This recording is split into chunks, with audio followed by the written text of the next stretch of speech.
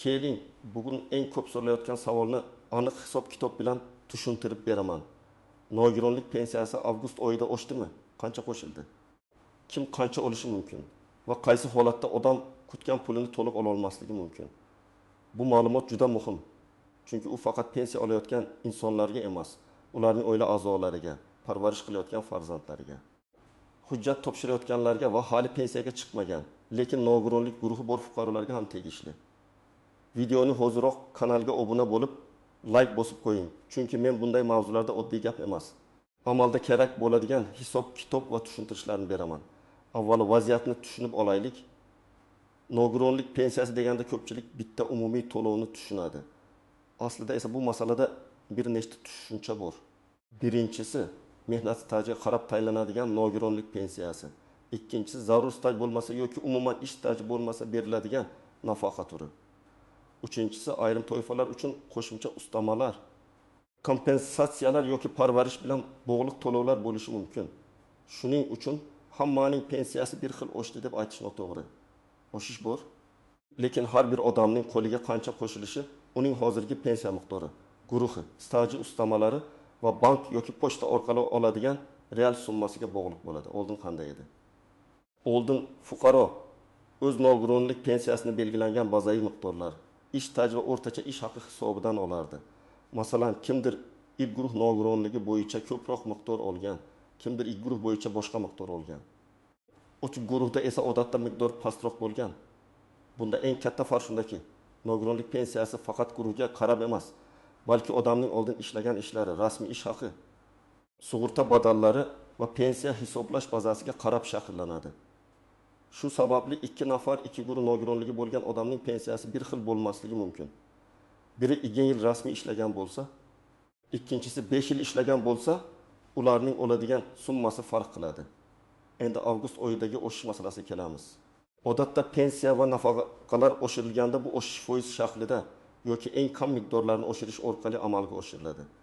Eng oddiy tilda aytsam, davlat pensiya tizimida oldingi miqdor ustiga belgilangan foiz yoki yangi minimal miqdorlar asosida qo'shimcha qo'shiladi. Agar sizning pensiyangiz foiz bo'yicha indeksatsiya qilinsa, hisoblash juda sodda. Oldingi oyda qo'lingizga qancha pensiya olgan bo'lsangiz, shu summaga oshirish foizi qo'llanadi. Masalan, agar oshirish 10% bo'lsa, 1 million so'm olgan odamga taxminan 1 ming so'm qo'shiladi. 1 million 500 ming so'm olgan odamga taxminan 1 ming so'm qo'shiladi. 2 million so'm olgan odamga taxminan 200 ming so'm qo'shiladi. Lekin bu oddiy misol. Amalda ayrim ustamalar, aliment, qarzdorlik ijro hujjati, bank kartadagi ushlanmalar yoki avvalgi oy uchun qayta hisob-kitoblar bo'lsa, qo'lga tekkan pul boshqacha ko'rinishi mumkin. Men tomoshabinlar eng ko'p adashadigan joyni alohida tushuntiraman. Odamlar ko'pincha qo'shildi deganda faqat kartaga tushgan farqni ko'radi. Masalan, iyulda 1 million 200 ming so'm olgan fuqaro avgustda 1 million 300 ming so'm oldi. U demak 100 ming qo'shilibdi deydi. Bu to'g'ri bo'lishi ham mumkin, lekin ba'zida noto'g'ri bo'ladi. Chunki avgust oldingi davr uchun qayta hisob bir martalik to'lov, kechikkan pul yoki ushlab qolingan qarz bo'lishi mumkin. Shuning uchun haqiqiy o'sishni bilish uchun faqat kartaga tushgan pulga qarab emas, pensiya jamg'armasidagi hisoblangan oylik miqdorga qarash kerak. Ya'ni sizga avgust oyidan boshlab har oy qancha tayinlangani muhim. Bir marta tushgan umumiy summa emas. Endi kim xavotir olishi kerak, kim esa xavotir olmasligi kerak. Agar siz rasmiy ravishda nogironlik pensiya olayotgan bo'lsangiz, ya'ni pensiyangiz pensiya jamg'armasi tomonidan tayinlangan bo'lsa, oshirish umumiy tartibda sizga ham tegishli bo'ladi. Buning uchun odatda qaytadan ariza yozish shart emas. Tizim avtomatik qayta hisoblaydi. Agar sizning pensiyangiz avgustda oshmagan ko'rinsa, birinchi navbatda to'lov sanasini, bank kartangizga tushgan summani va pensiya jamg'armasi bazasidagi tayinlangan miqdorni solishtirish kerak. Ayrim hududlarda pul tushishi bir necha kun farq qilishi mumkin. Bu hali pensiyangiz oshmadi degani emas. Agar siz nogironlik guruhi bo'yicha nafaqa olayotgan bo'lsangiz, ya'ni sizda yetarli ish staji bo'lmagani uchun pensiya emas, nafaqa tayinlangan bo'lsa, sizning holatingiz alohida tekshiriladi. Nafaqalar ham odatda oshiriladi, lekin ularning hisoblash tartibi pensiyadan farq qiladi. Masalan, stajga bog'liq pensiyada odamning avvalgi ish haqi muhim bo'lsa, nafaqada ko'proq belgilangan qat'iy miqdorlar muhim bo'ladi. Shu sababli yo'lingizdagi qo'shningiz 1,5 ming so'm qo'shimcha olgan bo'lsa, siz 1,20 ming so'm olishingiz mumkin. Bu xato degani emas. Hisoblash bazasi boshqa bo'lishi mumkin. Bir real hayotiy misol olaylik.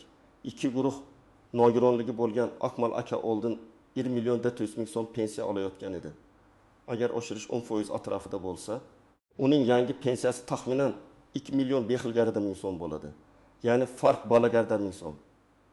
Lekin Akmal akaning bank kreditidan majburiy ushlanmasi bo'lsa yoki ijro byurosi orqali qarzdorlik ushlab qolinayotgan bo'lsa, kartaga tushgan summa to'liq 1 million 40 ming bo'lmasligi mumkin. Aslida oshgan, lekin bir qismi ushlangan bo'lishi mumkin. Shuning uchun bunday holatda bankdan emas, avvalo pensiya jamg'armasidan hisoblangan brutto miqdorini so'rash kerak. Ikkinchi misol. Guruh nogironligi bo'lgan Dilfuza opa oldin 1 million 800 ming so'm olgan.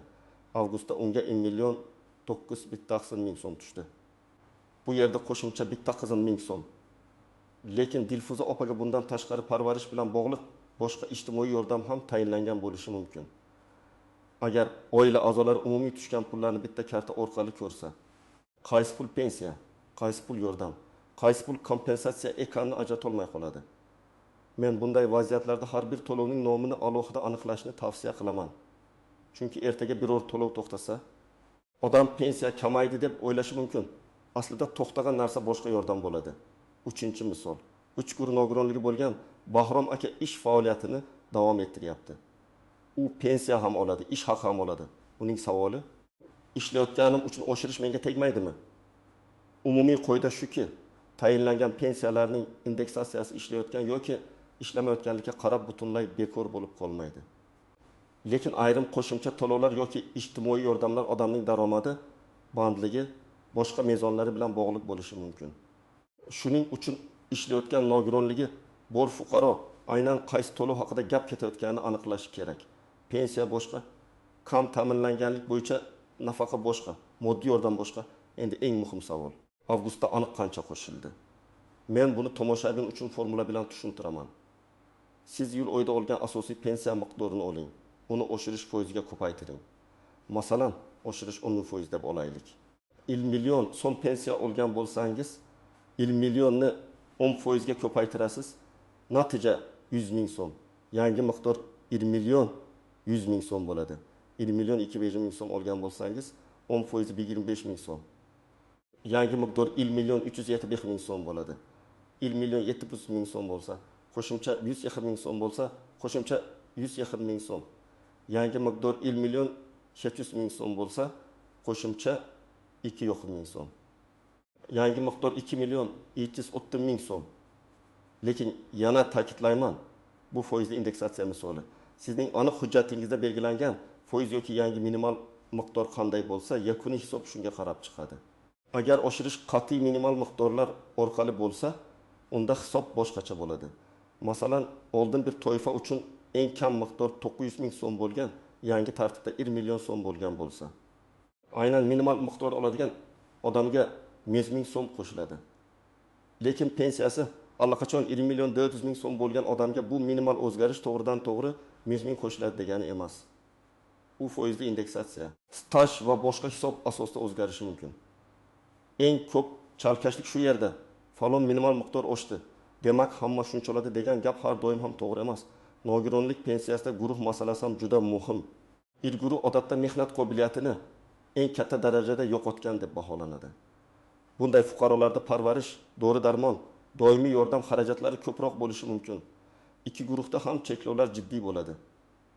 Lekin ishga layoqat va tibbiy xulosalar bo'yicha holat boshqacha baholanadi. 3 guruh esa ko'pincha qisman mehnat qobiliyati saqlangan holatlarda belgilanadi. Pensiya miqdorini hisoblashda guruh ahamiyatli. Lekin faqat guruhning o'zi yetarli emas. Agar 2 odam bir guruhda bo'lsa ham, staji, ish haqi tarixi, ustamasi, boshqa imtiyozlari farq qilsa, pensiya ham farq qiladi. Kimlar albatta tekshirish kerak. Birinchidan, yaqinda nogironlik guruhi muddati uzaytirilgan yoki qayta ko'rikdan o'tganlar.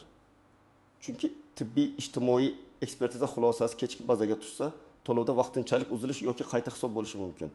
Ikkinchidan, pensiyani yangi tayinlatganlar. Ularning birinchi oyida to'liq oy uchun emas, hujjat topshirilgan sanadan boshlab hisoblangan pul tushgan bo'lishi mumkin. Masalan, fuqaro hujjatni 15 avgustda topshirgan bo'lsa, birinchi to'lov butun avgust uchun emas, oy qoldig'i uchun bo'lishi mumkin. Keyingi oyda to'liq miqdor ko'rinadi. Uchinchidan, bank kartasini almashtirganlar yoki pochta orqali oluvchilar. Rekvizitdagi xato yoki yetkazib berish sanasidagi farq odamga pensiyam kamaydi degan taassurot beradi. Kimlar ortiqcha xavotir olmasligi kerak? Agar siz avvaldan pensiya olayotgan bo'lsangiz, hujjatlaringiz amal qilayotgan bo'lsa, guruh muddati tugamagan bo'lsa va bank kartangiz faol bo'lsa, odatda oshirish avtomatik qo'llanadi.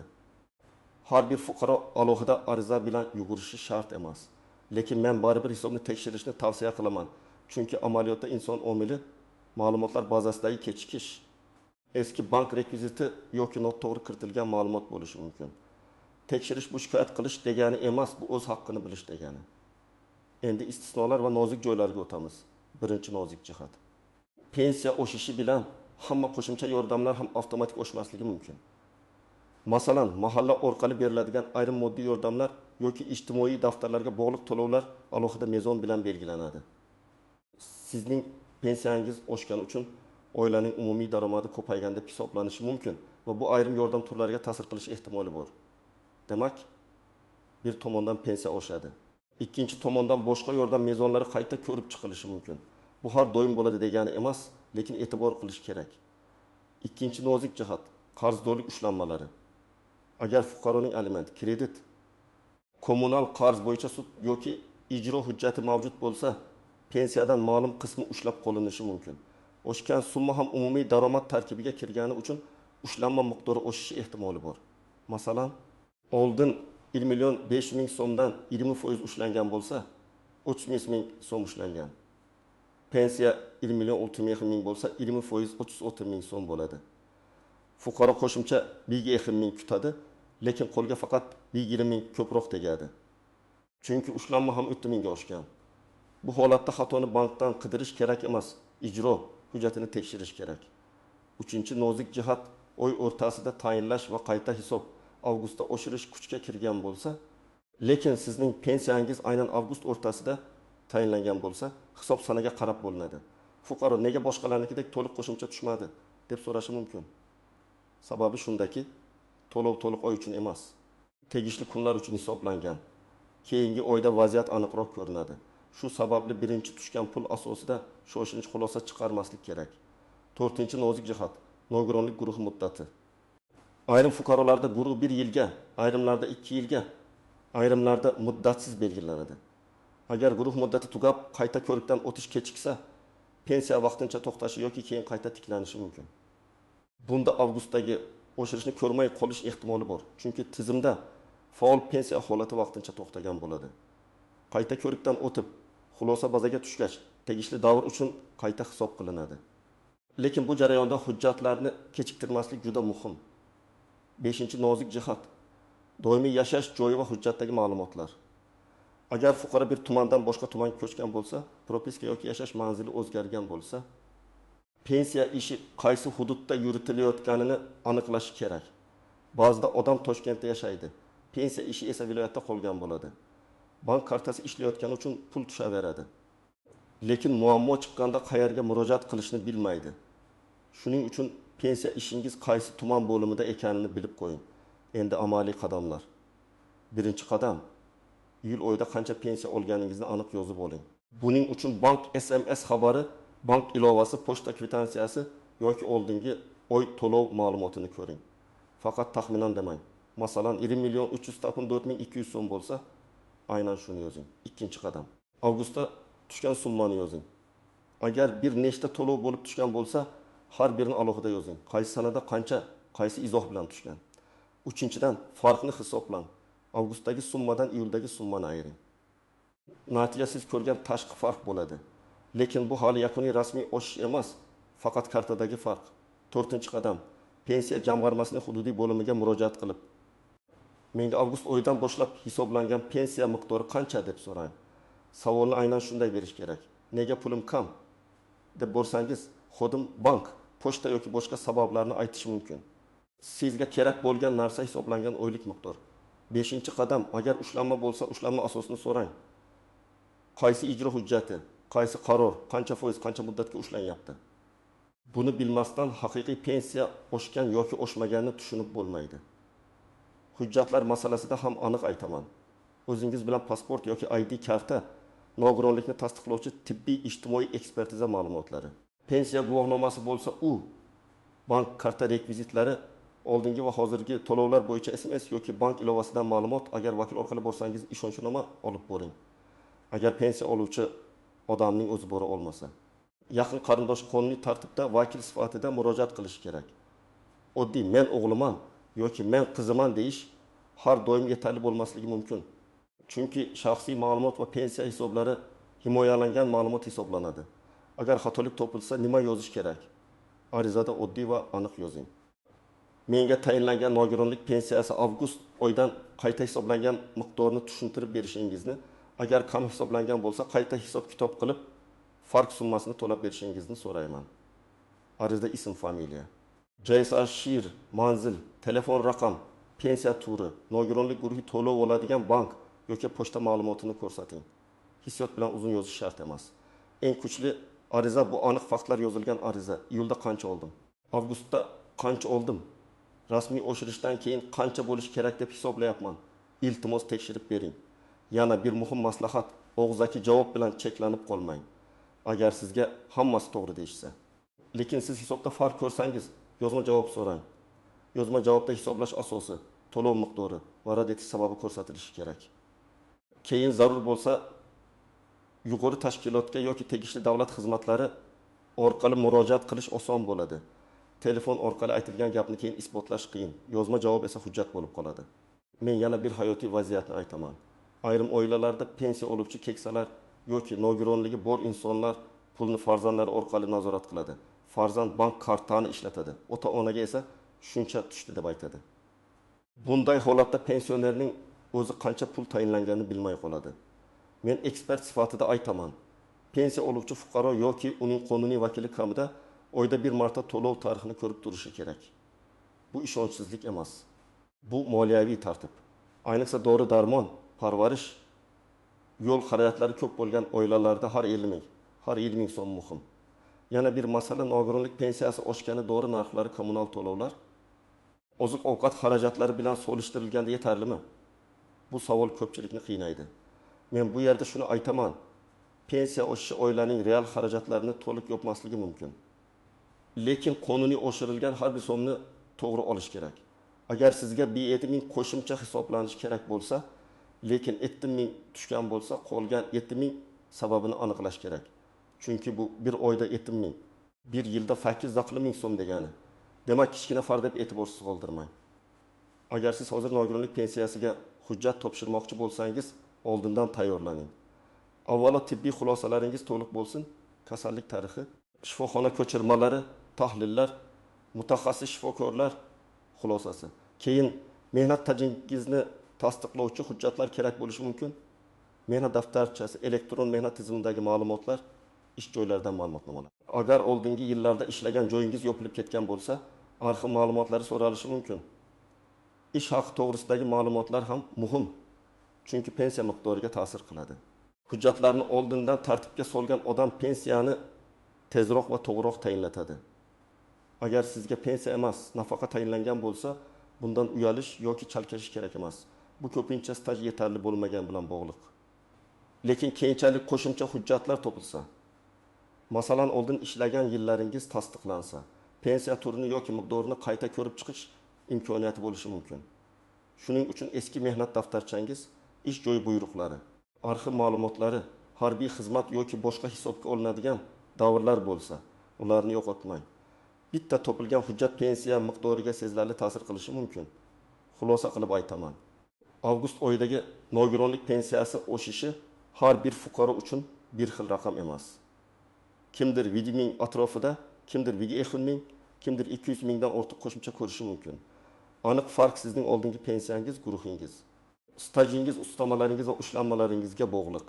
Eng to'g'ri yo'l. Iyul summasini yozing, avgust summasini yozing. Pensiya jamg'armasidan hisoblangan rasmiy miqdorni so'rang. Agar farq bo'lsa, yozma ariza bilan qayta hisob kitob talab qiling. Shunda siz taxmin bilan emas, hujjat va raqam bilan gapirasiz. Kommentariyada albatta yozing. Siz qaysi guruh bo'yicha pensiya olasiz? Iyulda qancha edi? Avgustda qancha tushdi va qancha qo'shilganini o'zingiz hisoblab ko'rdingizmi? Men keyingi videolarda eng ko'p uchrayotgan savollarni alohida tahlil qilib beraman. Videoga like bosing, kanalga obuna bo'ling va yaqinlaringizga ham yuboring. Chunki nogironlik pensiyasi bo'yicha bu ma'lumot ko'p oilalarga hozirning o'zida kerak bo'lishi mumkin.